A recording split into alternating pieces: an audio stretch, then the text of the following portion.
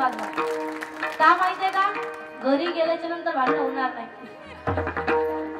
संत अखंड चिंतन करतात.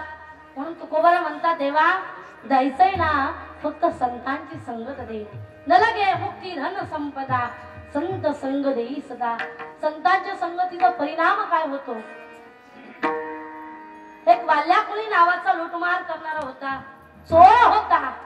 रस्त्यावरती बसावं, जो कुणी येईल त्याचं सोनं घ्यावं, पैसा घ्यावं. त्याच रस्त्यानं एकदा नारदजीची स्वारी निघाली आणि नारदजीचं सुंदर भजन चालू आहे. नारायण नारायण नारायण नारायण.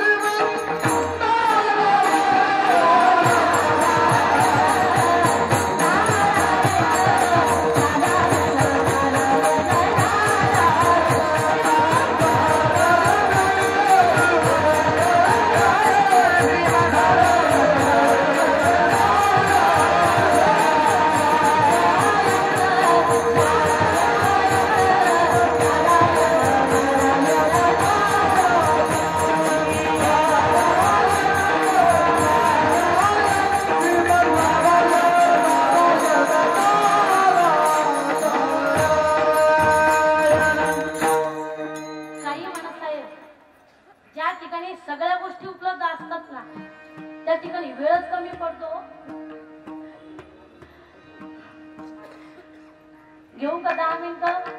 हा, तुमची संधी असेल तर बरं का, तुमची परवानगी असेल तर घेऊन टाकते 10 मिनिटं. तसं की 10 मिनिटामध्ये गठुडं बांधता येत नाही. वाल्या कोळ्यांनी पाहिलं कुणीतरी देवाचं भजन करतंय. नारदजीला पकडलं, चला सोनं असेल पैसा असेल मला देऊन टाका. नारदजी म्हणतात, बाबा तुझ्यावरती एवढं पाप झालंय, एक व्यक्ती मारला की एक खडा रांजणा तर टाकावा, अशी 7 रांजणं भरली, एवढं पाप झालंय. घरी जाऊन विचार, तुझी पत्नी तुझं पाप वाटून घे. आई वडिलांना जाऊन विचार की तुझं पाप वाटून घेतील का. त्या ठिकाणी वाल्या कोळ्याने नारदजीला बांधून ठेवलं. घरी आला, पत्नीला आवाज दिला. आता पूर्वीच्या काळामध्ये पत्नी कशा होत्या, आवाज दिल्याबरोबर धावत येत होत्या. आता तसं राहिलेलं नाही. आता जर आवाज दिला, ए अंजू, किचन मधून आवाज येतो, बोल रे संजू. तसं राहिलेलं नाही आता. पत्नी धावत आली, काय झालं ओरडाला. वाल्या कोळी म्हणू लागला, माझ्या डोक्यावरती एवढं पाप झालं, तुझ्यासाठी कष्ट करतोय, लुटमार करतोय, चोऱ्या करतोय, माझ्या डोक्यावरती एवढं पाप झालेलं आहे, थोडं वाटून घेतेस का.